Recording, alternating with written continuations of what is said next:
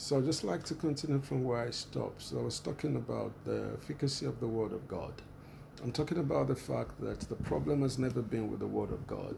The Word of God is the same yesterday and it will remain the same today and forever.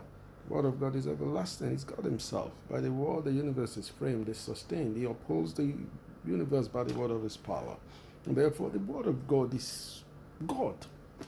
So it does never change, has no problem. The problem has always been with those who receive His word and the way we process the word. We are the receptacles that represent the stony grounds, the good soil, the one that is, festered with the cares of this life and the world and the thorns and the thistles and everything.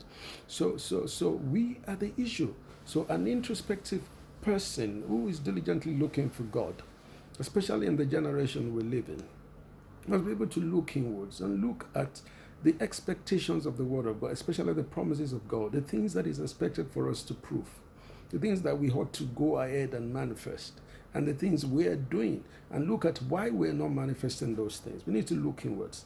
We need to begin to search ourselves so that we can prove. And the Bible wants us, take heed that you that think you stand, lest you fall. The Bible admonishes us to work out our salvations with fear and trembling. We cannot afford to be a generation that has forgotten its roots, where it's coming from.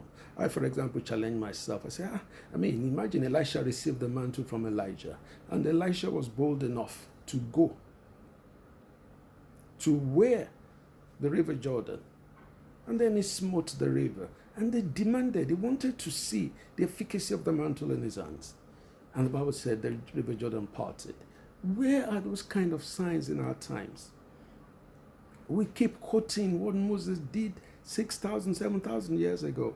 We keep quoting all those kind of stuff, and we're never able to prove anything.